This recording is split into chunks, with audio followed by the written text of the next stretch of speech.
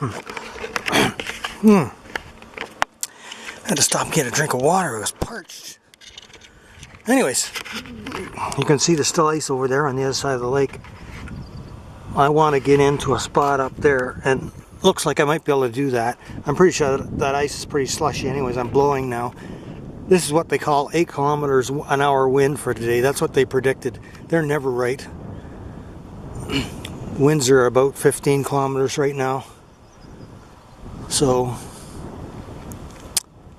yeah, back that way, no ice, but out here, looks like about almost a half of the lake is still got slushy ice on it. Anyways, oh boy, I'm still recovering after that effort to get this kayak in here. Lucky I brought a bottle of water with me. I don't usually do that, but today I did, and I needed it.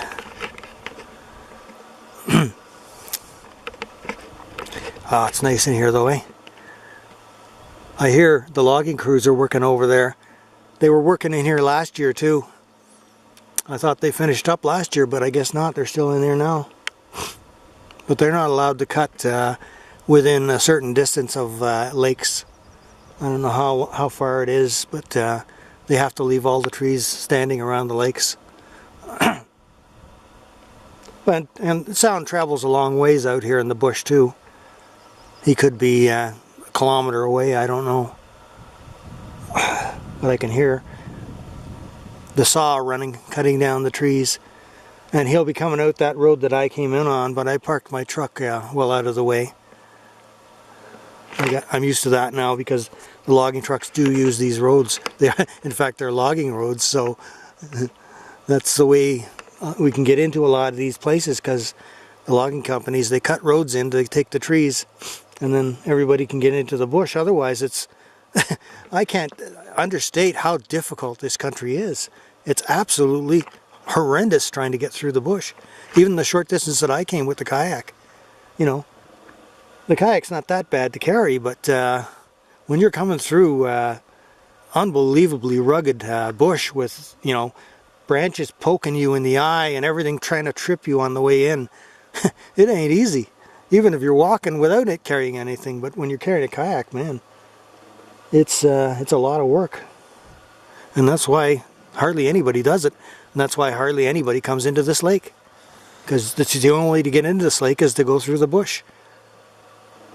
So that's why I chose this lake to build a wilderness teepee on. But I still haven't found a spot that I'm happy with.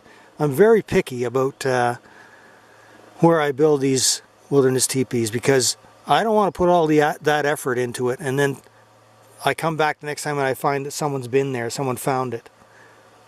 I would take it down if that happened, and I don't want to go through all that and you know, have to take it down right away.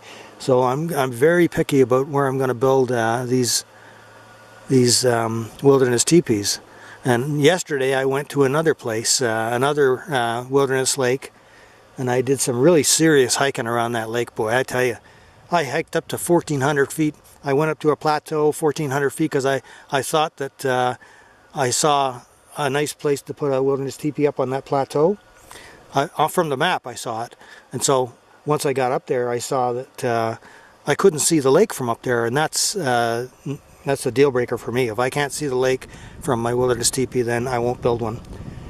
I didn't know that until I got up there. And besides that, that spot wasn't very level, although I did find one good building spot, but the fact that there was I couldn't see the lake was a deal breaker, so I decided against building there.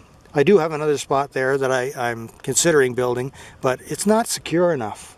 So that's what I'm looking for here today, is a more secure spot that I think that very few people will be able to get to. Okay, let's do a little bit more paddling.